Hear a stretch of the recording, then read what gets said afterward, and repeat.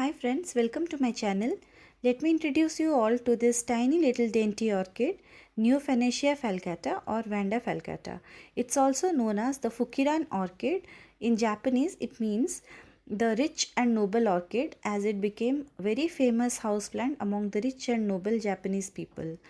Um, this Neophanecia, it's a type of Vandaceous orchid, and these come in many colors, and sometimes they might have variegated leaves, and sometimes the root tips are also very brightly and differently colored. Here I have a white colored one, and they do best when they are mounted, and sometimes they are also grown on top of moss balls called as the kokedamas.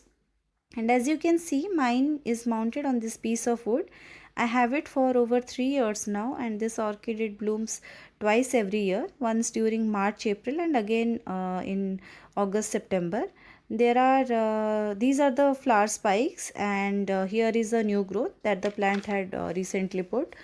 The flowers are really beautiful, though they are very small, but they are extremely beautiful, and they smell incredible, somewhat like jasmine flowers.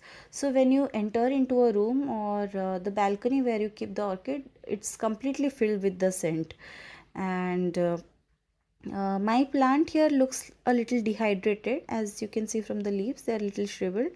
It looks so every summer when it blooms, because making the flower spikes, it can be quite stressful for the mother orchid. It channelizes all the energy in producing flower spikes. So for now I won't worry much about it and continue with my regular watering. I water it like my other Vanda orchids. Once or twice I water in a day. I spray the plant completely, the roots, the leaves, everything. And it depends on how hot the weather is. Some in summers I do twice day, and in winters and rainy season once a day, or sometimes I may even skip watering in the when it's heavily raining, or in very cold winters. And as it looks a little bit dehydrated, so I'm planning to give it like 10 to 15 minute soaks, maybe once or twice a week. That will help in rehydrating the orchid. And like any other Vanda orchid, the Neophanecias like to dry out in between waterings, and these are quite heat tolerant and they love bright light. I keep this along with my other Vandas, and in my balcony. They receive direct morning and evening sunlight. And if you live in a tropical country like I do, you should definitely own this orchid. It doesn't take much space, it's compact, it looks beautiful, it smells amazing. What else do we need in an orchid? And it will definitely thrive in tropical weather.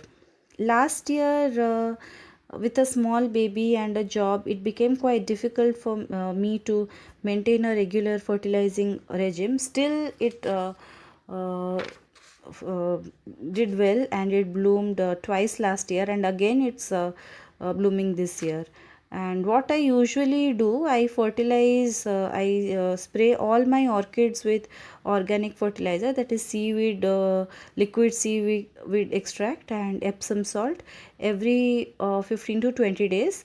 And I use organic fertilizer as it's safer than the inorganic ones. I have a toddler and a pet in my house, so I have completely stopped using inorganic fertilizer. The organic fertilizers, they may take more time to work, but they are much safer than the inorganic ones. And even if you accidentally overdose a little bit, the it won't cause any root burn or any leaf burn. Nothing will happen. So in that aspect also, organic fertilizers are a little bit safer than inorganic ones, and you can use them all year round. How to fertilize orchids, it's a very vast topic, and we need to discuss it in detail, so that will take another video. I will make one video on how I fertilize my orchids. So for now, that's it. I think we I introduced you to my orchids, and we discussed about its care sheet. So that's it for now, and feel free to leave any comments, and if you have any suggestions, please leave in the comment box. And if you like my video, please subscribe to my channel. Thanks for watching. Bye bye.